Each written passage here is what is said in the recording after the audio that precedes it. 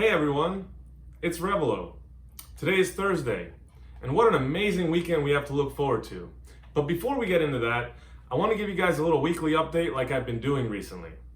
I've been uploading videos to YouTube as well, but something that I'm learning the hard way is that YouTube has such strict copyright restrictions on songs that pretty much any video with music in it that I've tried to post recently has been blocked.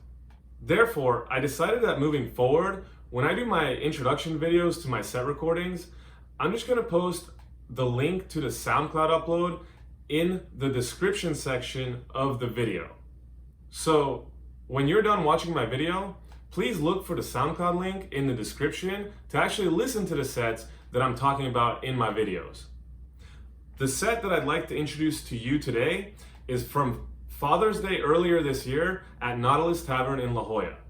This set was played for an afternoon Sunday brunch themed party taking place on Father's Day. My good friend Kelly Butler played an awesome tech house set opening right before me that day, which I will also be uploading in the near future. Now, there are a few reasons as to why I decided to pick this set to be my next upload. First of all, it's a daytime sunset vibe that was originally meant to kick off the summer.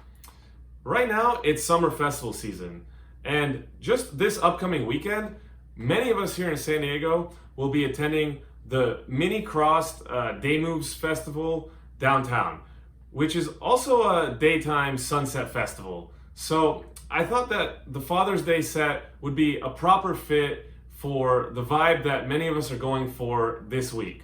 With that in mind, I hope that if you're going across, that listening to my set will be good pregame music to get you into that party state of mind. Or if you have some other plans and just want to listen to some good summer beats, maybe this will be the mood for you too. Now, another reason as to why I chose to showcase this set as opposed to some of the others is because it is a very unique set for me, and I had an incredibly fun time playing it. If you've watched my origin stories video where I explain about my style, you might recall that I had mentioned that I always prepare my playlist for my sets ahead of time to create the best possible experience. However, this is one of my least prepared sets that I have ever played. I've played many 3-hour sets before. In fact, I prefer them usually because it really gives me time to build and develop the story that I'm trying to, as well as having more replay value when listening back to more than once, because by the time you get to the end, you kind of forget what the beginning sounded like. So I was hired to play a 3-hour set, but it was a very busy week and I didn't have that much time to prepare a playlist. So what I ended up doing was taking some of my favorite sections of previous sets that I've played and sort of piecing them together throughout the set, while also mixing in some of my current favorite tracks at that time. Because of this, once you start listening to more sets that I'll be uploading in the future, I'm sure that you'll recognize some songs and maybe even transitions that I used in this set. But the funny thing is that this set actually came much later. Throughout the set, I kept in mind the theme of the party, which was daytime summer vibes, but also Father's Day. And because I knew that there were going to be older people in the crowd, I intentionally tried to pick songs and remixes that had recognizable vocals for the older audience. And my goal was to play as many of these remixes that I can, while also still mixing in some really cool brand new favorites. So you'll soon hear that the entire set really kind of feels like an almost nostalgic best of vibe. I even took song requests for this set, which is something that I very rarely do. For example, the very last song that I close out with is a request made by my friend Jolla, who loves techno.